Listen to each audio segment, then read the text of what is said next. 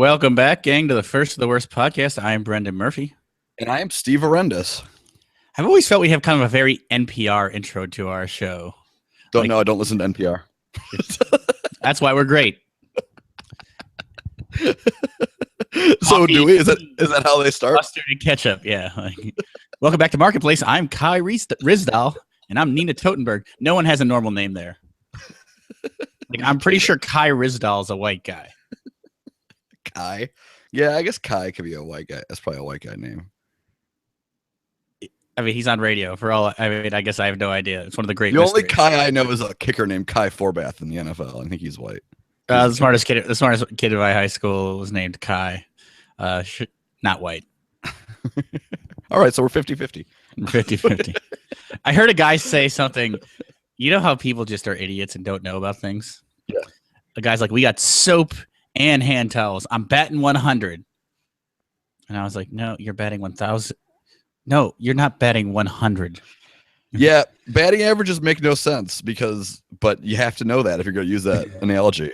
It just makes me respect you less as a man. Batting averages for some reason are out of 1,000%, which makes zero sense if you don't watch baseball ever. But you have to know that if you're going to use that analogy. the common nomenclature is batting 500, which is generally considered 1 out of 2. Yeah. So if you know that. 2 out of 2 isn't less than that. Yes. Absolutely. So this week, I think we're gonna probably do a couple of these here towards the end of the year. We're gonna get lazy like the rest of the internet and just do some year-end lists. Arbitrary year-end listing. Because that's what you do on the internet. Or if you write things, or if you do anything in media, because it's the end of the year, and you have other things to do, and you're lazy, and this is an easy way out. Because you wrote it in like November, and you want to take the last week of the year off. Yeah, I definitely. So we're gonna kind of go with like a media themed this week, and we're gonna go, I think, songs, albums, movies we haven't seen because we haven't seen enough movies to make a real list, and TV shows. I was looking at some of these lists. So how I did this for all of these is I just made my lists. I didn't look at the internet. Really? I didn't. And then I looked afterwards just to make sure there was nothing I forgot. And I literally changed nothing. Like I was having a hard time thinking of like 10 albums from 2015. And I listen to music all the time. In the Spotify era, like where you have the whole internet at your disposal, it's hard to know what's from when. Yeah, so I definitely like looked up a couple of the ones I put on to make sure they were from the right year. That said, when I was looking at these lists, like from like Rolling Stone or whatever, one of them totally put the D'Angelo album on their list. They did, and that's because they're lazy, and it came out in December of last year, where they already made their year-end list last year. Exactly, that's why I wanted to bring it up. It's a surprise. They totally would have put it on before they even listened to it. That's what I hated about the year-end list that I looked at. There were so many movies on there that aren't out yet. Yeah, that doesn't count. Hateful Eight is not out yet. Well, I guess for me, I didn't count that either because it's not out yet. But I guess I could have since it's movies we haven't seen. Yeah. Since it's movies we haven't seen, we're allowed to put that. But that's the thing. Oscar season, like the movies that are like the best movies are coming out starting today, actually. Like the middle of December. So I put also like when you looked at them. So I looked at some of the movies. The movies was one of the ones I did look at since I haven't seen them anyway. So I didn't feel bad looking it up first. Like one of the lists I looked at had like 4 movies that were like nominated for Oscars. Like Birdman, like that's definitely not out. Didn't come out this year. I saw it in 2015 though, and actually most people probably did. Almost, I bet like 98% of people who saw that movie saw it in 2015. It was probably limited release in 2014 or something just to become eligible for the Oscars or something. That's how a lot of Oscar movies are. They just like slip in a few theaters before the deadline and then like pump it up after that. Yeah, because you make money in the cold months. Yeah. So like there's probably some like July Oscar movies that I just don't know about. Like so they're not on my list. Yeah, and I did research. My favorite things. You're gonna hate my list probably because of the research that I did, but I was like, oh, that movie I've never heard of looks really good. Cool, it's on the list. There's one of those on mine. There's one. I kind of hope it's the same one that I had never heard of. I hope it is too, because I'm like, ooh, I like all. There's a ton of people in this movie I like, and no, but it's about things you like. That's why I thought about it. Oh, all right, okay. Let's start with movies then. No, let's start. I think we should start with songs. Okay, songs. All right, I think songs was the hardest list to make. I want to end with TV. Yeah, we should That's have the on one TV. you and I have done a lot of. It And it'll be a kind of requires the least amount of effort. I feel like it'll be our best overall list. Yeah, for sure. Although we'll probably be in agreement on a lot of stuff. All right. So songs. Songs was hard. So here's how I just did all of mine is I make a I get mad at people who just like, and I'm probably gonna get mad at you at some point for doing this, who just list things because they're quote unquote good when they're not really your favorite. Okay, actually, you might not be mad at me then. Oh, I love that then. I think if three things are three people's favorites, they shouldn't be saying something else is the best. Right? The best thing should be the thing that's the most people's favorite. I tried like Drake and The Weeknd and shit. Like, I don't listen to that stuff. It would just be such a lie. And that's why I think these year-end lists are such horseshit, because someone who has like Carly Rae Jepsen, someone who like loves the Japan Droids, loves Carly Rae Jepsen's album this year. That seems like bullshit to me. But hey, man, I like the Japan Droids, and you probably wouldn't sync that up with most of the things on my list. That is kind of your biggest musical outlier. You really like them. I do. Yeah. So there's a couple. My song. I'll start with my song list. Right. We're doing multiple. We're gonna go. We're not gonna go back and forth. We're just gonna do our whole list, right? And then I guess we could talk about it. My song list, just at a glance, I think is basically 9 hip hop songs and 1 country song. And I guess no hip hop songs on mine. I guess 2 of those songs probably aren't hit. You would probably call them like pop songs. Okay. I guess they're like hip hop. So we'll start at number 10. Number 10, North, Vince Staples. That's just a rap song off an awesome album that we'll get to later. Number 9, 4 5 Seconds. We're getting Paul McCartney on my list with Rihanna. That's actually one of the ones that I thought maybe could have, like, if I was going to try and be a cool person and like put various types of music, I was like, oh, that one could. That's a good song. Here's my country song. It's a song called Biscuits by Casey Musgraves. Yeah, she's good though. She's she's outlaw country. Blue state country. Yeah, that's what I like. Like, there's some of that on my list. Yeah, I call it alternative country, and people are always like, "What does that mean?" I'm like, "Country that I like." Okay, shut the fuck up. It's like, yeah, it's like Sturgill Simpson. Yeah, he would have been on my list if we made one of these last year. 100%. I loved that album last year. Number 7, fuck up some commas. Future. We're gonna get really rappy here. Number 6, White Iverson, Post Malone. That's right, we got a white rapper on the list this year. Number 5, I guess this is technically a rap song, but it's not rap really. If you listen to the song, it's LSD by A$AP Rocky. Yeah, it's got like Rod Stewart and shit on it, right? It's like a weird song. Yeah, it's like a weird. He sampled a Lucero song on his record this year.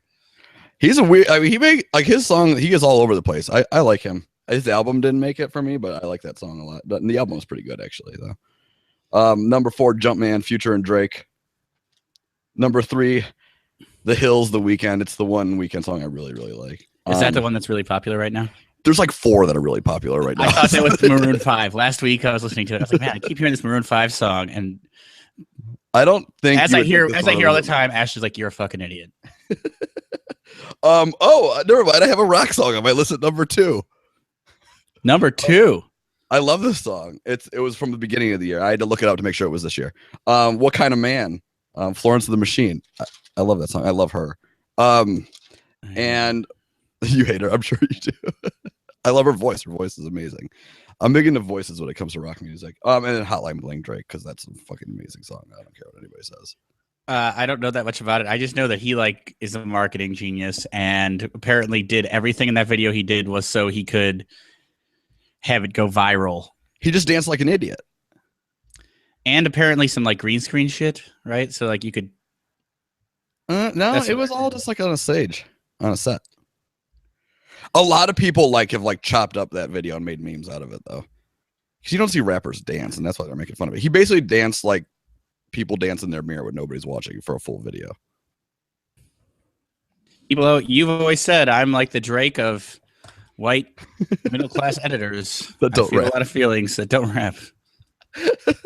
Just I feel feelings that aren't Canadian or that aren't Canadian, Black, or Jewish. Yeah. And living like few. Do you think? Let's hear your songs. Let's see how many of your songs I even know. I'm guessing. I'm guessing 3. Okay, we'll see. We'll see. Okay. Number 10 is Houndmouth Sedona. Number 9 is Dan Deacon, Field of Lightning. Don't know it. Number 8. This is definitely one you'll know. Ryan Adams, Wildest Dreams. Oh, I know the song. I mean, I've heard that actual version of the song too because I listened. Tobias Jesso Jr., Leave Town, Sad Bastard Music at its finest. There's one that came out in 2014, but I did not discover until 2015, and it was my most listened to song this year on Spotify. So you gotta put it on. And it came out like later last year, and it's a smaller band. So the band is called Wussy, and it's Halloween. Okay. Number 5 is Elvi. That's the guy from the Nationals sound side project with this weird producer guy. That's called Return to the Moon. Number 4 is Beach House. Sparks. Okay. Number 3 is My Morning Jacket, Compound Fracture. I actually thought that was a cover of an INXS song. It sounds so much like an INXS song. Number 2 is Alabama Shakes, Sounded Color. Yeah, okay. And number 1 is Ryan Adams' Style off the 1989 trip. Love the 1980. I can't wait to see where the 1989 cover album, the lesser of the 2 1989 albums, is on your list. Well, Father John Misty also made one. A 1989 cover album? Then he said it was him covering Ryan Adams, covering Taylor Swift, and then it started to get traction, and he took it down off the internet because he's so weird. He's like, yeah, I don't want people to listen to this. Why would I want people to? Why do I like money? And then apparently Taylor Swift's reps called his people, his people. And we're like, you guys should put that back up. Really? It probably helps Taylor Swift more than it does. She gets the royalties. Yeah, how does that work? Like, do they both get money off of it? I would imagine, right? I'm sure that some crooked mafia record producer's making all the money, right? This is not. It's so like Father John Misty, like on like a real record label. Or is it like, I mean, yeah, he probly sold a pretty good amount of. I don't know if it's. Well, I know like his album, like people. It could be like Rough Trade, like yeah. It could be like like an or Sub Pop, like an indie record label, but like those are usually end up backed by like Sony or something. That are like, yeah, it sounds indie, but it's really like not. Yeah, Ryan Adams is on his own record label, so I don't know how that works. He probably just like talked to Taylor Swift or whatever. It was probably great for both of them. I hope he had sex with her. I mean, she's like in his wheelhouse. Yeah, she looks very similar to his ex-wife, Mandy Moore. Yeah, right. I mean, that whole album, we've talked about the shit. That's been very hard for me to reconcile. I hate Taylor Swift so much. I once was dating a girl, and I could not really respect her because she went as Taylor Swift for Halloween, and I thought it was such a terrible costume. I'm going to say it's not a good costume in general. It's not. She was just a white girl. Yeah, that's like what is a Taylor like? What is her Taylor Swift costume like? Like cowboy boots. So she was a girl going to a country music concert for Halloween. Yeah, I mean, for more than anything, it was symptomatic of her lack of imagination. Like, if you could nail Taylor Swift where I actually knew you were Taylor Swift, I would actually be impressed because that's probably pretty hard. That would be so hard. You'd have to like be 6'1" blonde. I know. That's why I would be impressed by it. If you could do it enough that I could actually tell that's who you were being. Also, you're a babe. You can do that. Well, you have cute too. I mean, like she wasn't. You have to be like model, like bodied, kind of, right, to do it. Yeah. Unless you can do it on a smaller scale, like without the height, you could probably do it. If you, I seriously have no clue how you do it. All right, let's get to albums. You should go first on this one. Well, I mean, I'm gonna know some of these. I feel like I'm gonna know of a few of these albums on your list. Not necessarily. Yeah, you're gonna know some of these people. Number 10 is Kurt Vile, Pretty Pimpin'. Oh yeah. He was with the War on Drugs. They were once together, like a great tag team. I wanted to say the Rockers, but one's like Shawn Michaels, and then one's like you don't want to make either of them Marty Jannetty. No. The thing about Kurt Vile is I don't think I ever need to do heroin because I've listened to his music, and I'm like, it's probably like what it's like. Oh, yeah. Just like turn the lights down low and feel really introspective. But probably not at all. The one person who listens to this podcast who's done heroin is like, you are so full of shit right now. Love it. My Morning Jacket, The Waterfalls, number 9. They are a great band. I mean, you're familiar with them to some extent. I'm familiar with them. I haven't listened to that whole album, but I'm familiar with them. Lucero, All a Man Should Do. I'm very excited for them because this album got a lot of mainstream-ish type traction. and they've been kind of underground. Leon Bridges Coming Home. You'll like Leon Bridges, you know. Yeah, Slowly. I need to listen to that album. I feel like I would like it. I've heard like some of his songs. I need to listen to that. Wussy, I talked about that, was technically last year. Attica was the name of the record. Number 6. Number 5, Tobias Jesso Jr. Goon. One of those ironic titles because it's all soft piano ballads. Number 4, Father John Misty, I Love You, Honey Bear. Yeah. Number 3, Jason Isbell, Something More Than Free. I haven't listened to that. I should listen to that because I feel Yeah, like you would like it. that. Number 2, Ryan Adams, 1989. Second best album of the year. I don't know how. I don't know. I just love it. I mean, some of her songs are really shittily written. It is funny to hear him be like, "We got how many mad of them love." does she write these days? Because I feel like a lot of these are like Max Martin like songs. Okay, that's a good point. Like he just writes them. He just like writes mega pop songs, right? We Used to Have Mad Love is not something I ever thought I'd hear Ryan Adams sing. By the way, that's not like a good song on the album.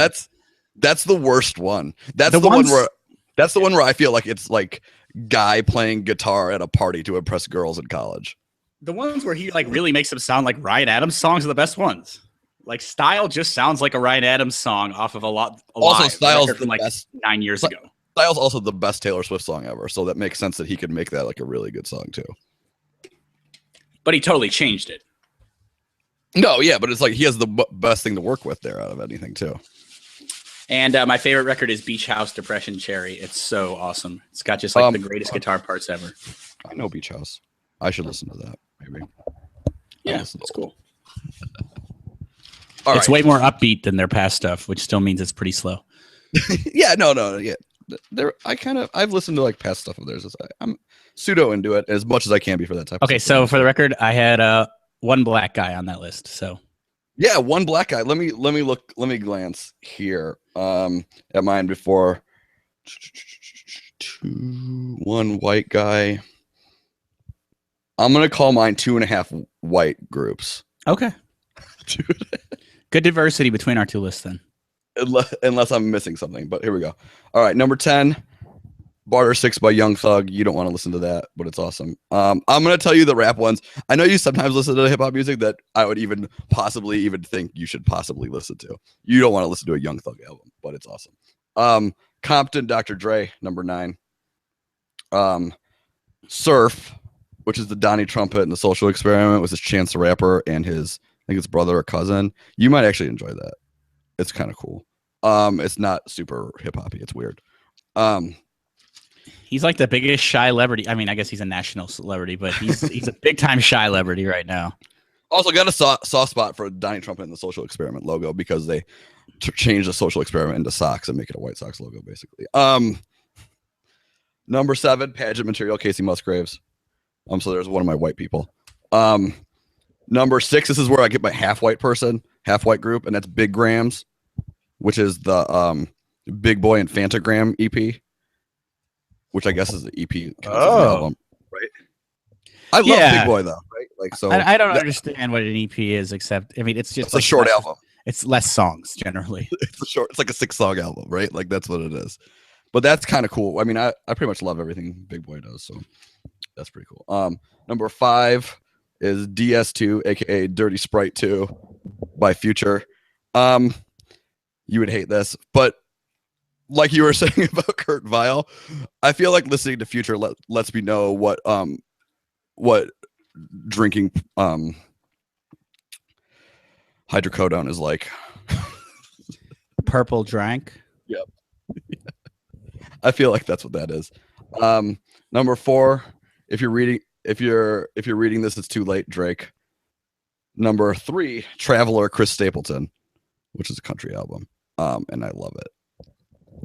So he was like a dude who just wrote country music for a long time for other people. And then he just like decided like, screw it, I'm going to make my own. Pulled a Kanye, huh? Yeah, kind of. Yeah. Number 2, Summertime 06, Vince Staples. That's one I think you might actually enjoy. It's like West Coast rap, like gangster rap, but like smart, if that makes any sense. And he's got some weird production stuff on it, so it's kind of cool. And then number 1 is probably the only one on this list that wasn't on any year-end list. Maybe it was on some rap year-end list, and that's What a Time to Be Alive, Future and Drake, and that's just like a mixtape, and I love it. And that's the least one. That's probably the one that's the least album-y on that, but I just love every song on it. So like, I don't know, you're probably not aware of this, but like weirdly, like in like rap music over like the last 3 years, dudes have been making like actual albums, like album music that like make like sounds like an album altogether. And I think that's because of like the internet, so they can just like release their singles, you know, like separately, and then just like make like a concept album and do whatever they want, which is kind of cool. What I noticed is I looked for Chance the Rapper on Spotify, and there was 2 songs. So is he like mixtaping? Yeah, he doesn't. He's totally. He was the first independent musician ever to be on Saturday Night Live. Okay, so he doesn't have a. Yeah, like actually independent, like not like, you know what I mean, like. So that's, yeah, he's hard. You can just get his stuff for free. You can just like go to like, if you want to like find his stuff, you just go on SoundCloud or whatever, and it's just there, which is kind of cool. The one the people I think would guess I would have put on was To Pimp a Butterfly, since it's the one that's like #1 best album of the year on all these album lists, the Kendrick Lamar album. Except that album literally gave me a headache every time I listened to it. Like I don't mind his voice. It's just like everything. There was just so much going on. I listened to it 3 times. I actually got a headache all 3 times. If the music gives me a headache, that disqualifies it from my year-end list. Sorry. I will never think of Kendrick Lamar without thinking of the weirdest conversation I've ever had with some girl I used to know in high school at law. She goes, "Yeah, I mean, Bitch Don't Kill My Vibe was just like one of my favorite hip hop albums of the past 10 years. So I'm gonna go see Kendrick Lamar." And I was like, "I think you're full of shit." That was an awesome album. I'm not saying it wasn't an awesome album. I just don't think she listened to it more than like 3 times. Maybe it was her favorite hip hop album over the last 10 years, and she only listened to it like twice, or she listened to like the 4 singles off of it, which is very possible. All right, so I think it's time to get out weird. Rolling Stone, Pitchfork. Yeah, I mean, to be fair, I think I had one that wasn't on either of their lists. I'm kind of proud of myself, and proud of myself for not changing my first one, even though it wasn't on any of their lists, because I don't care. Oh yeah, many of mine were on their list. I just picked the shit I like. Let's get weird with movies that we have not seen. So we were talking about this, like, what movies is like one of like the main year-end lists you see on the internet, right? But like, who has really seen enough? Like, how many people have really seen enough movies to put together a real year-end movie list outside of like somebody who works for some media company and watches movies? All of these lists, to do them right, you have to be professional. Like, even TV, there's critically acclaimed TV shows. I've never seen an episode of Hannibal. Super acclaimed. Is it? There's no way that show's good. It's on network right now. I made a list of my 3, when we get to shows, of 3 shows that I really need to see that I haven't seen. But yeah, movies, like, there's no chance. I think I saw I've probably seen 3 or 4 movies that were made this year. Something like that. So yes. So sorry guys, Fast and Furious 7 didn't make my list because I've seen it. But it would have been 1. I don't even know. Like, I couldn't live in a world where I haven't seen it, so it would never make my movies I haven't seen list. If I'm making a future one, it's Fast and Furious 8, probably #1. Well, yeah, that could be your. When is that? That's coming out, right? Oh, I'm sure it is. In a couple of years, yeah, it's coming out. They just need a white person for the movie now, a white guy. I don't know. Maybe Channing Tatum cools off after this. Channing Tatum would be great. How did he not get in Point Break? Wait, he is in Point Break. No, he's not. That's some other white guy. Is that Captain America guy, Chris? No, it's not. It's not anybody. Maybe he's from like Sons of Anarchy or something. I don't know. Oh, that guy maybe. I think it's that guy. I'm not sure. That movie was like crap. You know how you said? What did you say that? The Newsroom was one of those shows where people who think they like good TV like the Newsroom. Yeah. Sons of Anarchy is that too. Oh yeah, it's totally that. People. Sons of. I mean, I don't know. I haven't seen it, so I can't fully judge it, and I'm just out on Harleys, so I'm not watching it. But I feel like it's that too. I could judge the Newsroom because I've tried to watch the Newsroom, so I know the Newsroom is that. Sons of Anarchy is Mumford and Sons of TV. It's like they had a couple good things, and then they just got too in your face, and you're like, no, go away. Except some people were like, I love it so much. Yeah, it's fine. None of like the writers and stuff that like you really respect, I really respect on the internet are like think Sons of Anarchy is a good show. They I might think have. Dexter. I think Dexter's that way too. If you liked Dexter all the way to the end, Oh, you're an idiot. Yeah.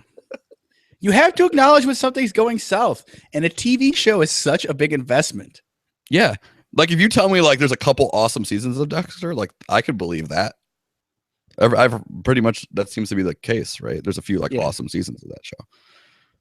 That's like when I tell people to watch Friday Night Lights. I'm like, just skip that second season. I did. Junk. And there's like a few continuity points. Did you watch generally- Did you watch the Bulls game this last week? Scottie Pippen was sitting next to Becky from Friday Night Lights. Like they were like talking the whole game. The girl who comes on in like season 5? The girl who like is like trying to hook up with Tim Riggins. Really? What is she doing now? I looked it up. She's on Chicago Fire, so that's probably that's why she's in town. But like they were just like chatting it up the whole game. It's probably just sending warning shots out at Larsa for like hanging out with the Kardashians too much. Oh. Like, Scotty's like twice that girl's age. He's a celebrity and he's super rich. I don't know if she was there with him but then I looked it up and then he had been on Chicago Fire as like a cameo. So maybe he doesn't always. He sometimes is sitting by himself. He always has that seat. I think he probably has 2 seats. Like next to this, she was sitting in the other one. So yeah. So he probably was just like when he was on the show. I mean, I think he has to be at every game for his job. I think. What is his job? He's like ambassador for the Bulls, like or something. Job that pays you like $400,000 a year. It's an awesome gig. Man, can I get that job? It's an awesome gig. All right, let's talk about movies we haven't seen. I guess I'll go first since you went first last time. All right, and I just did like what movies do I want to see? Number 10, Creed. I've actually heard it's good. Which I've heard that too. I've actually heard it's good, and I like Michael B. Jordan, so I'm interested in that. Number 9 is Dope. That was the one that I thought that I had never heard of. That I was like, oh, Steve would like that one.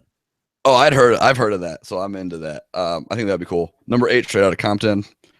Number 7, Mad Max, Fury Road. I think it would have been. That's not higher for you. Here's why. I don't think it's gonna be that great now on TV compared to like in the theater. Oh yeah. Like I regret not seeing it in the theater because I don't think it's gonna be as good on TV. That's why it's lower on my list. Number 6, I believe this is pronounced Ex Machina. How you say that? Machina? Machina? Yeah. How you say that? That movie looks weird as shit. Number 5, I'm a liar if I don't put this on my list. And it's Hunger Games Mockingjay Part 2. I've seen all the other 3, so I have to see this one. So I clearly want to see it. It's on my list. It's on my list too. Number 4. If the Hunger Games were a TV show, I'd be on the verge of quitting. But you're so close to the end, you wouldn't quit. You'd power through. I quit True Blood with 5 episodes left, which is pretty impressive. Considering I watched like 7 seasons. Yeah, you made it that far. Number 4, this is the one I looked up, and it's called Spotlight. And I saw it last week. Was it awesome? It was so intense. I mean, well, first off, I love a good old school journalism movie, which is what it looks like. Michael Keaton has really just had a hell of a couple of years here. So who's in that? Michael Keaton, Mark Ruffalo, Liev Schreiber, Rachel McAdams, and Slattery. Yeah, I mean, I'm into that. Every single one of those people. So did I. I wasn't into McAdams before True Detective, and a show that I didn't like made me like her because I thought she was good. Billy Crudup's in it. I really like Billy. Oh, really? Reason. What has he been doing? I don't know. He shops at Whole Foods in my neighborhood, though. I do know that. Really? He's from Chicago. Number 3, The Martian. Number 2, I think this came out today, The Revenant. Yeah. Which, I mean, it's gonna be awesome, right? I mean, Leo. When it comes to when it's like he's in it, right? Yeah, Tom Hardy. Tom Hardy's awesome too. And it just looks awesome. Yeah, it's Leo. It's like just Leo getting dirty and weird. I'm into it. And then Tom Hardy has another cool looking movie where he plays 2 characters. Yeah, and then number 1, I mean, I'm not a huge Star Wars guy, but if I'm lying if I say I don't want to see that movie, probably more than any of these other movies right now. So Didn't Star make my Wars. list. Don't give a shit. Have you No. never seen? I mean, I've seen the first three. They were cool. And then I saw the first one in the next trilogy and it was fine. And then I was just like, this is just not something I'm going to invest in. And you know what's funny, though? When, like, in between the Star Wars sequels and this reboot, there has been, like, so much more of an emphasis put on, like, because the comic book movies, I would say, so much more of an emphasis put on, like, developing the plot and having it look stylistic and all that. When they made Star Wars, they just wanted to do as much expensive, what they perceived to be cool computer shit as they could last time around. Yeah, which was so that was what people complained about, right? It was now if you walk one of those old I guess the second trilogy, which is like actually the prequels, the computer animation at the time looked cool, but like it's like dated at this point. Yeah, like and it was clearly all green screen and just I don't know. And this one's a lot more like actual like physical. My biggest memory about it is I went to go see a movie called Kicking and Screaming with Mike Dick and Will Ferrell on the same night. I've seen that movie. It's horrible. In the theaters, I went to see it, and I was with the girl I was dating at the time. And I was like, look at all those fucking nerds. And she's like, we're going to see a movie because it has Mike Ditka in it. Shut the fuck up. And I was like, okay. Okay. So that's like basically like my Facebook feed has been all like a bunch of people like posting about Star Wars. And then like these last 2 days, a bunch of people have been like, never seen a Star Wars movie. Not mad about it. Feel good with my decision. Which is just like a total hardo post. I mean, we all got them. I obviously Top Gun or Rocky. No, I mean, yeah. We all got them. But like the saying you've never seen it and being proud of it, just like, that's the hardo part. I could never envision myself making a post like that on Facebook. Neither could I am a self-promoter, but usually with a purpose. Like our podcast. Or stand-up show. Not to be like, I'm better than you because I don't know who Mark Hamill is. All he does, well, now, I guess he has the movies again, but I guess he's a voiceover for video games and movies for a long time, right? Yeah, I mean, Harrison Ford's the only one of them that had like a sustained career. Like a real career afterwards. Movies. Yeah, I mean, he was like the breakout star, right? Yeah. You know, and I've been trying to write a joke. Like, isn't it time for Han Solo to get a backing band? You know, Han and the Jedis. I don't know. He's that old. His skills are diminishing. Does Harrison Ford wear his hoop earring in the movie like he does in real life? I don't know. And all I know is the trailer is so ambiguous. And I know they're doing that for a reason, but just like random cut. Harrison Ford gun. Random cut. Yeah. Black Star Trooper get mad. Random cut. Some girl with a lightsaber. Random cut. No context of anything. So what I could tell from the trailer is the people from the original trilogy are in it. That Black Stormtrooper looks like he's gonna be a good guy. Like he's going AWOL. It looks like to me is how I view it. It's like he's like ditching the Stormtroopers. And the other thing is people got angry about a Black Stormtrooper. Like that's unrealistic. There was a green guy. And in the original, Greedo. Yeah. Darth Vader's boss was green. Yoda is puke yellow. Jabba the Hutt's like a giant slug. Yeah, I mean, we're really going to complain about this? Why is it unrealistic? Williams was in it. Yeah, there's black people. We've proven there's black people. Why is it unrealistic? That's just some racist shit. Yeah. If you have a problem with that guy being black, you're just racist. You are. Like there's no other way to say it. Like I don't think that this is valid John, either, but like John Boyega, like he's like seriously a nobody and he's gonna make a shit ton of money. There's a movie called Thor where Idris Elba plays a Viking, and I can't understand that there weren't black Vikings. Okay, however, there weren't superheroes named Thor either.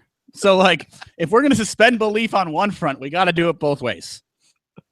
Yeah, like the two, like him and that girl are like seriously nobodies who are just gonna make bank for the rest of their life off of this if people like this movie, which it seems like people seem to like it, the reviewers.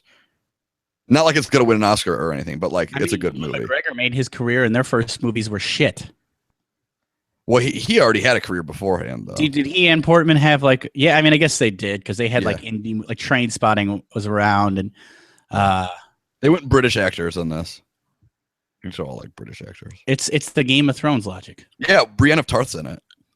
Oh yeah. She's a bad guy. All right. Well, let's do my list so we can get to Game of Thrones. Okay. So my 10. And by the way, Spotlight was awesome, but it's super intense. And I'm still gonna see it, so I should see it though. Yeah. Oh, it's fucking great. Okay. And now that you are a parent, it'll probably affect you even more than it affected. Oh me. no. Okay. I mean, you know what it's about. No, I don't. I just know it's a journalism. Old school. It's the Catholic Church. It's a Catholic Church sex scandal, and they're. I'm in because I'm in on that, but it's going to affect me more. 6% of priests are pedophiles. That's fucking crazy. Yeah, it's insane. Also, you feel like a real asshole because all this. I thought that happened in like 1990, 2002 is when they uncovered it all. Like when I could have been consuming media and part of the world. Yeah, I know. I remember when that stuff all went down. It was nuts. Yeah. Yeah, that's man. I like a good journal. All the President's Men's like one of my favorite movies. Oh yeah, it's an investigative journalism movie. Like those are cool ass movies. I would even say the one about the 60 Minutes one with Russell Crowe was really great, and Al Pacino. Yeah. I enjoy those type of movies. I don't know why there's not more of them. There should be like a few of them a year. Journalist is one of the great professions in movies, fake and real. Like, if you got a character that's a journalist, first of all, their life is always way cooler than it actually is if it's like just a subplot to the film. Yeah, well, because it's like these writers. This guy reviews couches. Because I feel like it's the people who write those movies like were journalists in the past, so they like create this like weird idealized form of, so like they can be realistic with it, but they also like make it better too. Well, they have to because I mean this is not the case for Spotlight. But like, you know, like a train wreck where Amy Schumer's a journalist and they're like, yeah, you could just write 10,000 words about the Knicks. Like no one gets to write 10,000 words about anything anymore. That's like Sex of the City, how like Sarah Jessica Parker's like a journalist and just has this sick condo in Manhattan. And a once a weekly sex column in like the third biggest paper in New York. Like, that's a $200 a week job. Just so Don't worry about it. Her shoes cost more than her weekly salary, but it's fine. Okay, so number 10, the Martian. Okay, yeah. Number 9, Creed. Okay. Even though I haven't seen any of the Rockies. Seems like you don't really need to. Also, I know the essence of the Rockies at this point. Yeah, you're fine. Number 8, Mockingjay. Okay. Whatever that is, Mockingjay Part 2. Part 2, yeah.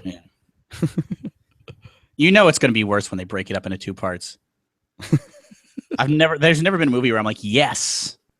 Well, so here's the thing, though, because I've read the books. This one should be better than the last one. It's hard to find a stopping point when you break in 2. Yeah, so like it's the same with the Harry Potter movies. They did that with the last one, and the last one was better than the second to last one. So you at least hold out for that. Number 7, Dope. That movie looks fucking cool. It just looks cool, right? Yeah. It just looks like a place I want to hang out in for 90 minutes or whatever it is. Number 6, Straight Outta Compton. Yeah. Although I've heard, like in retrospect, it wasn't all. It was like kind of glorified. Yeah, I'm sure. Entirely true. Whatever. Also, they glossed over some of the womanizing from what I. This will totally open the floodgates of rap biopics because once a studio makes money on one thing, they're like, "Oh, we could just do a bunch of them." What do you think? So we'll have Tupac and Biggie in the next like 3 years. Yeah, for sure. And Omar is supposed to star in the ODB biopic. Oh, that's awesome. That's a good casting. That's good casting. Might be a little old though. Well, babe, do you think he'll do like a Charlize Theron and really gain the weight? There's a lot of weight. Hopefully. Of number 5, Revenant. I mean, come on. Yeah, it's gonna be awesome. I at this point, I'm like, you can't really bet against Leo, Clooney, or Damon. Damon, if you had to bet against one, you can bet, but you could pick off the Damon ones that you like. It's pretty obvious. Like he needs a paycheck once in a while. He's not like making as much money as those two are. Yeah, I don't know. He'll just go on some weird thing every once in a while. Yeah, I think, but you can tell. He did. We Bought a Zoo. Yeah, like you can tell before you watch it on the Damon ones, though. Yeah. Yeah, you're probably right. Number 4 is called. I think it's called Anomalisa. It's Charlie Kaufman who wrote Adaptation and Being John Malkovich and Her. He's like my second favorite like writer director guy behind Wes Anderson. I mean, he's super stylized, and this is a live action movie. Okay. Stop action. Pardon me. Oh, okay. You know what I mean? Like the cartoon that is supposed to look very, very, very realistic. Gotcha. Okay, I was into it before you told me that. Yeah, I mean, like the Jennifer Jason Leigh is one of the voices. Okay. Number 3 is Room, which looks incredibly intense. What is that? I don't know about that. It's okay. It's like basically this woman's being held captive in a basement, which we've seen some of this shit, but she's a kid and the kids never lived in the real world. And so they create their own world in this basement captivity room and they get broken out. And it's about them adjusting to the real life. So it's like the Unbreakable Kimmy Schmidt, but not funny. Yeah, but like, yes, but probably terrifying. Yeah. No. Number 2 is Mad Max. I don't even love action movies, but everyone just loved it so much. And I mean, everyone whose judgment I trust loved it. Yeah. So. It got like really good reviews from people who you wouldn't think would give it good reviews. And that's what I mean. Also, what I mean about like the emphasis on like getting it right if you're going to do a reboot now that wasn't there when Star Wars was made last time. Yeah. That's why I do think these will probably be pretty good. Yeah. And number 1 is Hateful Eight, which you disqualified, but I just didn't think of it because it's like not out yet. It's not out yet, but that would definitely have been on my list. Toward the top of your list, probably. That said, can Quentin like make a movie that like doesn't take place in that general like time frame? No, I mean, like his last good script, I think Inglourious Basterds was a good script because it was like an interesting ass idea. But then like this seems like Inglourious Basterds 3. Exactly. Right? So just like in a different place. with Django being Inglourious Basterds 2. Oh yeah, Django. I mean, Django is straight up. There seems to be like there seems to kind of be another element to this. Yeah. That Django, like, I don't know if you can really tell who the good guys and the bad guys are off the bat. Okay, that's cool. I mean, I'm gonna see it. I'm gonna see it. So like, it's gonna be. I mean, it's at least actually it's doing a 3 or 4 week run at the Music Box, so I hope I can go over there and see it. Oh, that would be cool. All right, so we've labored through the things we don't really know about. Yeah. Let's get the TV. We watch a lot of TV. You and I do. A lot, and I consider myself a probably TV snob of sorts. I'm guessing I probably have a little more than you because you had the kids this year. Yeah, I probably fell behind a little bit. So I went into this thinking like I'm gonna be totally honest. I'm gonna sort of write the 10 shows I like them. I'm most excited to watch when they come on. And I really thought I was gonna get something weird on there, like some like reality show. But like there was so many good things that I watched that it didn't happen. Like I didn't know there was like writing them down. You know, I'm like maybe I'm only gonna have like 7 or 8, and then it's gonna be like Big Brother and like something like that or something. But like it never got to that. Like I had more like good like scripted TV shows. So I mean, obviously it's hard when you have the Big Bang Theory taking up the number 1 spot to get all your shows you want. Get the fuck out of here. I can't. Network TV. Do I have any? Mean, like, when can I even? When will you be able to trust a network drama? Like you could occasionally get a good sitcom. Yeah, it happens. With the sitcoms, they'll run them into the ground and make them unfunny. Yeah, they'll be good for like a period of time, and then they'll like get changed or whatever. But yeah, I don't actually have any. I figure there's some network shows like I watch Brooklyn Nine-Nine. I think that's kind of funny. It didn't make my list either. So like, but it's still not a terrible show. Yeah, no, I don't know. No. So I'm looking at mine broken out by network. I think it's 1, 2. It's a lot of HBO. Netflix making a good run, and honestly, dude, FX has had a huge couple of years. So I have no FX on mine.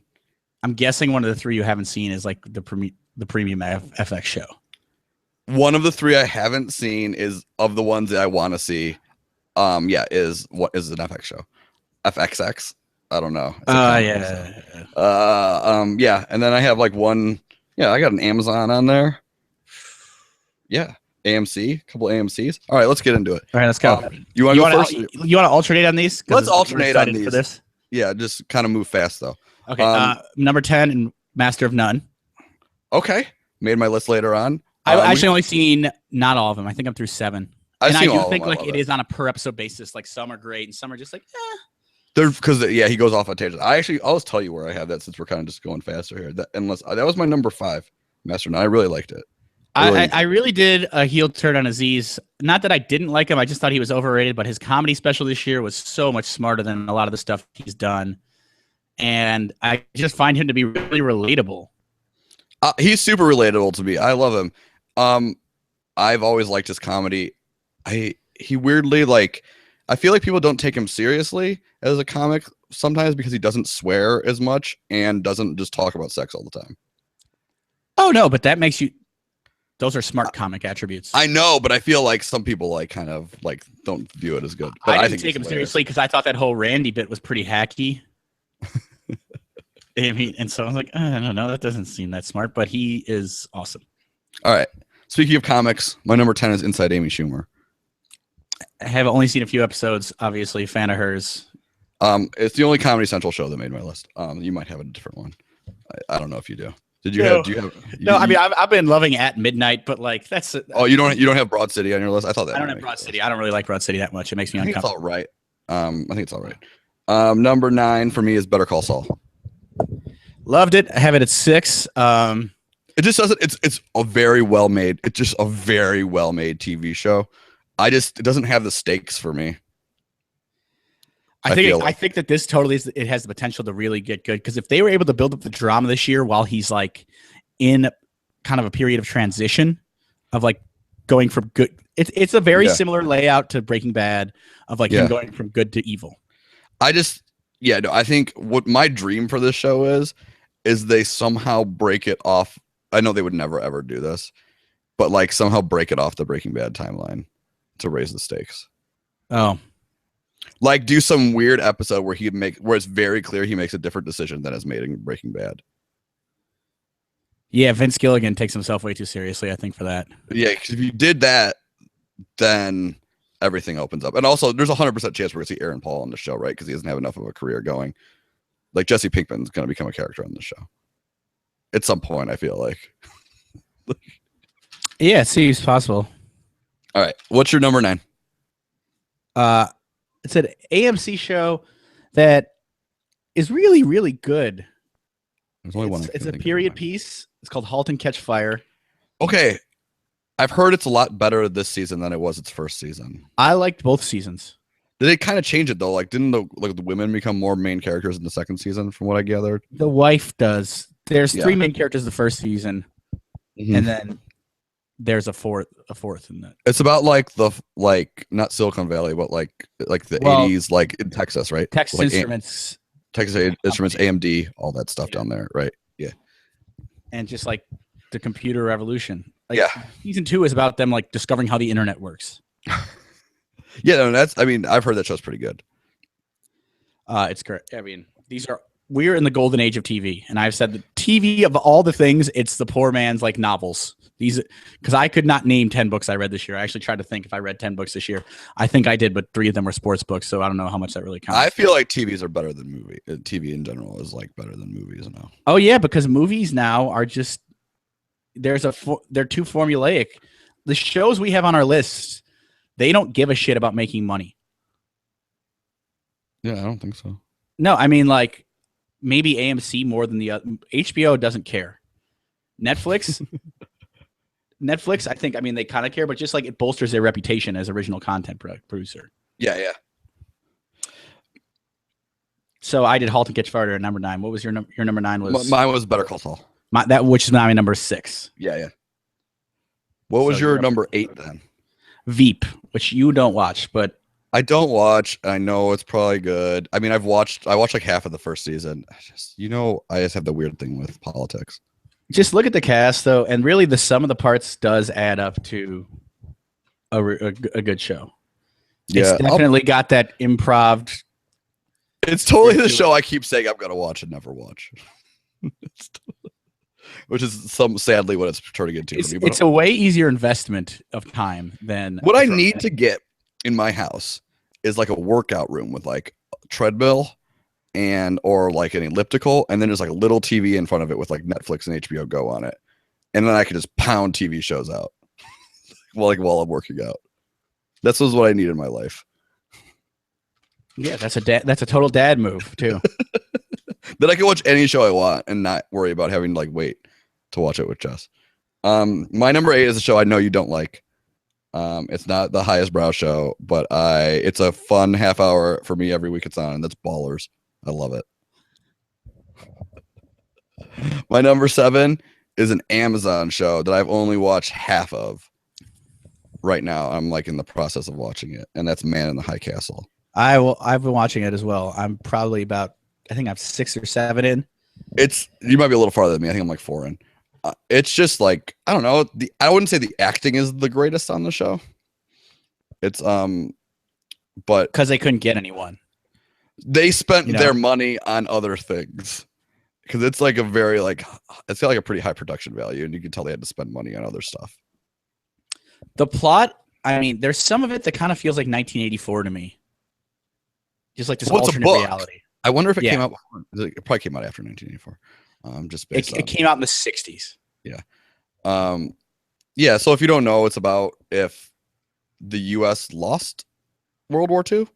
Half the country is ran by the Nazis, half the country is ran by the Japanese. There's like kind of a wild zone in the middle in the mountains. And I guess it's like the start of a revolution, basically. It seems like to try to take the country back. Yeah. Spoiler alert, it sucks when you lose the Second World War, it sounds like. They were way worse to us in this movie than we were to them in real life, except dropping the atom bomb. But it even got kind of that like East Germany, West Germany vibe. Well, they drop a bomb on DC, right? And DC is gone in the show, so like they did it too. In the fake world, we did it in the real world. In the fake world. But it's got like the West Germany, East Germany vibe, where it seems like it's way worse to live in like the Nazi half of the country than the Japanese. There's like a DMZ. Yeah, in the middle. Yeah, like a demilitarized, which is where you want to be. It seems like. Maybe, but it's still like a little Wild Westy in there, so it's got its own dangers. Yeah, I mean, it's a cool concept. I like the show. It didn't make my list. I mean, I'm going to watch these last, I think it's 10 episodes. I'm going to watch them. Yeah. So what is your number 7? At first, I didn't consider this a TV show, but clearly it is, based on what we call TV shows now. It's the Wet Hot American Summer prequel. Yeah, it was good. I didn't love it, but I watched them all and I enjoyed it. I thought you know what? It's hard to stay goofy and funny for that long a time.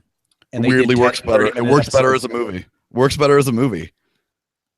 They're going to do another season. It works better as a TV show, actually. Oh, you just think? Like you could break it up. I don't know. Well, maybe they could do a shorter show. I just thought it was too much. It was still cool. Like, don't get me wrong, I enjoyed it. I'm surprised how many people they got. Yeah, I mean, so many people from that went to be huge stars. They had to take huge pay cuts to do it. And then they even brought in like other people.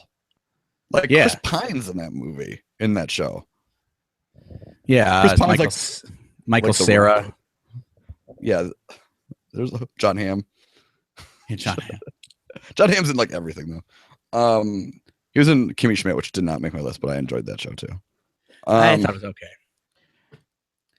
I guess so. Are we on your number 6 or is it my number 6? My number 6. Well, I just did my number 6. Said it. My number 6 is Better Call Saul. My number 5 was Master of None, which we already talked about. My number 6 is a show I also think you don't like. I don't really understand why, and that's Girls. It's okay. Lena Dunham just annoys the shit out of me. I just can't get past her. It's a good show. I like it. I still like it.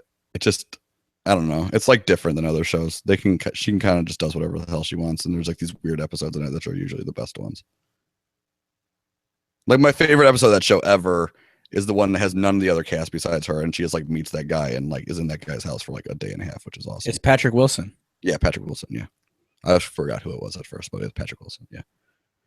So yeah, my 5 we already talked about, which is Master of None. What is your number 5? Togetherness. Coming up. It's my number 2. I love Togetherness. I like it because it's like real life. There's this director.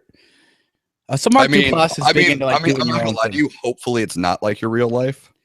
But I like that, like it's shit. There's conflict and there's passive aggressive and things don't necessarily get resolved. Yeah. You hope it's not like your real life. You hope that everyone is faithful and things like that. But yes, there's definitely a lot of like passive aggressive. Yeah, I agree. It's pretty cool. And I mean, I forget the name of the director. He directed Drinking Buddies and a movie on Netflix called Happy Christmas. And they're similar. They call the style mumblecore in that like it's improv, but like on a plot. Yeah. and it just looks like the way life looks. And I mean, and sometimes things don't make a ton of sense, and sometimes people don't do the right thing. It's an awesome show, and it has the best villain in TV. So, David, David, the guy who makes what are those schools called? Charter schools. David, the charter school guy, who's like totally altruistic, except for one thing. It's the biggest villain on TV, David, the charter school guy. Is that your number 5? Yeah. What's your number 4 then? Everyone had You're the Worst on their end of the year comedy list. I liked Married on FX way better, which they've already canceled for season 3. You're the Worst was a much better season 1 of those two shows. Everybody says this season is like the best season of it. I quit on it, but I'm gonna go back and watch it because the reviews are just too good. Well, that's one of the shows I don't watch, and that's one of my 3 shows I think I should watch. Married was really good. It had like John Hodgman and Paul Reiser, and those were like the supporting characters. And Paul Reiser gives me the shit. When I watched that show for the first time and I saw Paul Reiser, I got so excited for some reason. Huge fan about you guy. I know. I didn't even like that show, but I was like, Paul Reiser's on TV. That's Paul Reiser. What has he been doing? Just collecting checks? Royalties, probably. I saw him on Bill Maher. He's like, yeah, I'm trying to stand up again. Turns out, really fucking hard.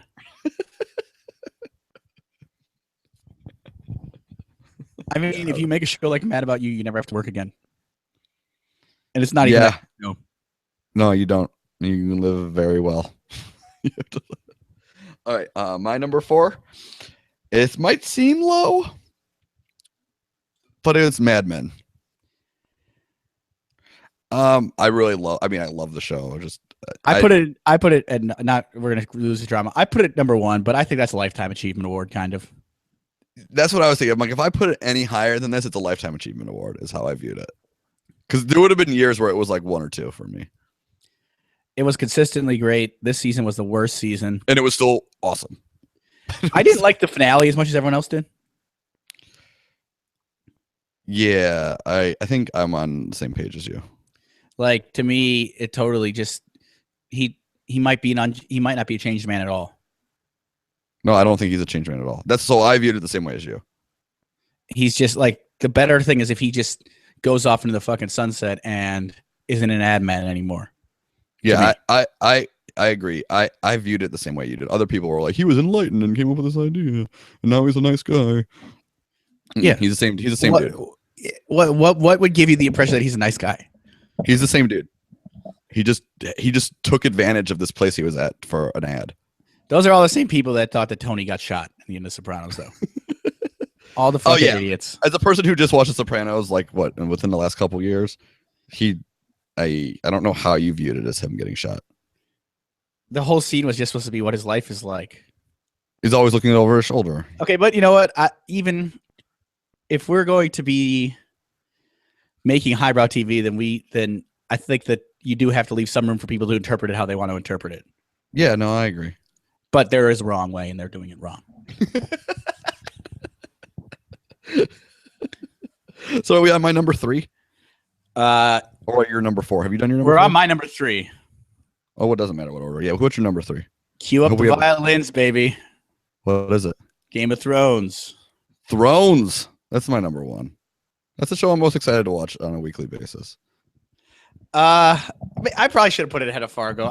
Which is my number 2. I really liked Fargo, which I know is on your list. It's not on my list because I don't watch it, but it's on your I need to watch list. Yeah, it's absolutely. I mean, Game of Thrones. It's just such an incredibly well done storyline. Of all the things about Game of Thrones, the visuals are great. Like at times it looks cinematic. Blackwater, but everyone talks about how great. I mean, that wasn't this year. But just the intricacies of that storyline are like those Russian. It's like, 10,000-year-old Russian literature. How detailed it is. It's insane. And I know like the books are even more so, but the fact they're able to keep it kind of like that on a TV show. Like you have all of these things you can't like screw up. They have to like connect at some point. And also like the acting isn't terrible. You would imagine a show like that would have bad acting. No, I mean they got like British theatrical actors, which works like, well for this type of thing. Yeah, you don't need someone to actually sword fight. You can hire someone for those scenes. Yeah. No, I mean, I love it. I thought we might. Maybe you have. I don't know if you said it. Maybe you already said this one. So my number 3 is Silicon Valley. I didn't put it on the list. I like Veep better. Oh man, I love that show. I love it. I really enjoy it. I mean, it's a good era of TV. Just because you're not on the list doesn't mean it's not good. I 100% agree with that. I love that show. I love that. So then my 2 was already Togetherness, and my 1 was Game of Thrones.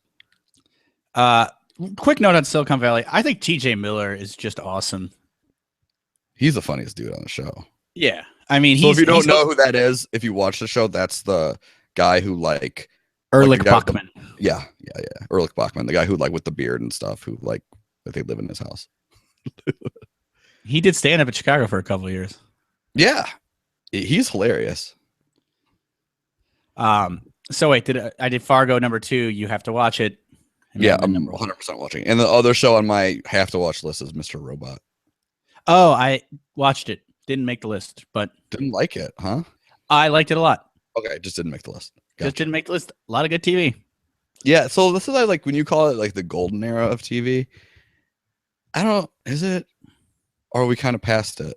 So like I feel like I was like talking to somebody about this. We're like, I feel like 3 or 4 years ago, the top end of TV was better.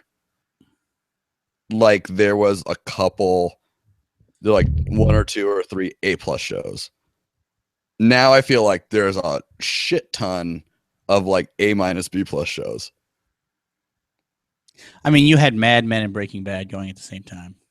Like in their like wheel, like just right, just like churning them out. Yeah, there was an era where The Wire and The Sopranos were going at the same time. There was an era where Mad Men and Breaking Bad were going at the same time. And you just had like 4 of the best shows ever, just like at the top of their game, pumping them out, right? Yeah, I mean those were 2 separate time periods, I think. Yeah, so like bled one into the other, kind of. I feel because like Mad Men probably started.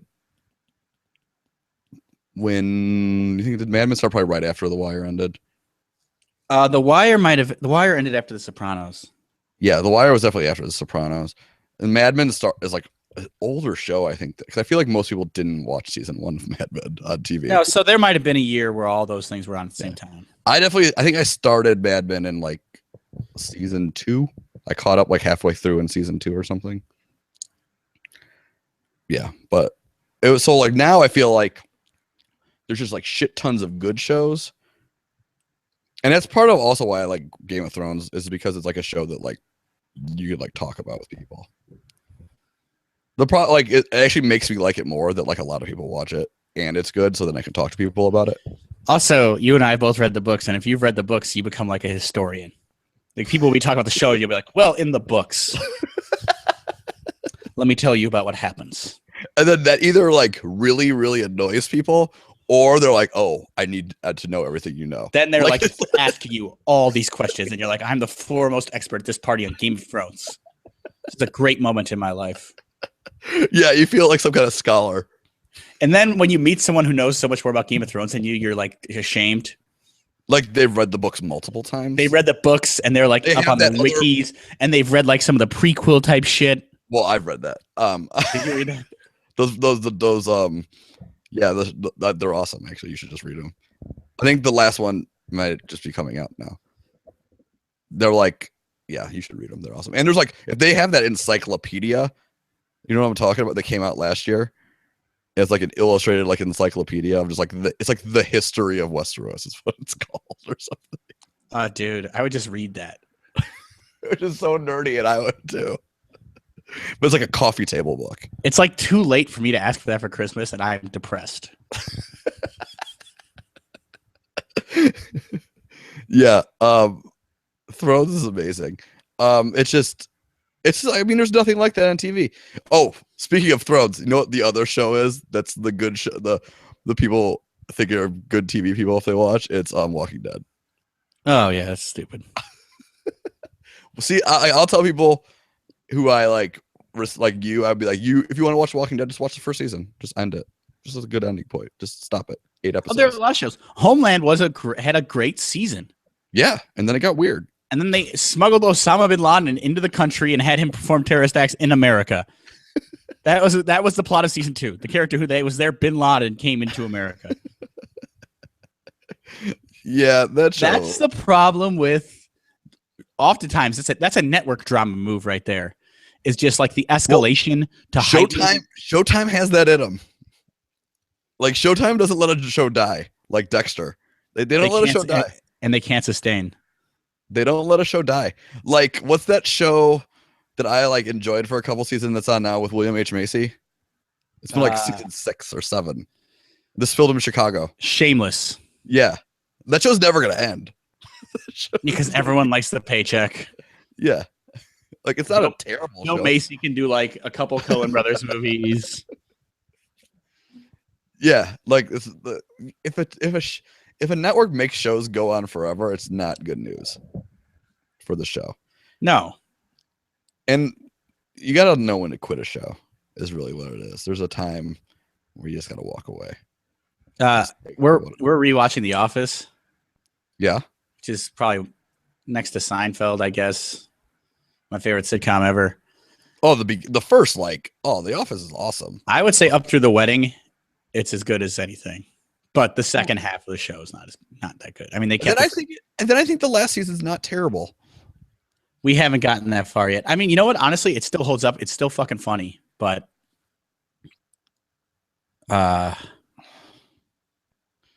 yeah, no, The Office. I don't know what I was gonna say. Those old episodes of The Office are amazing. Yeah. Well, should we sign off here? And we can ramble on for days, people.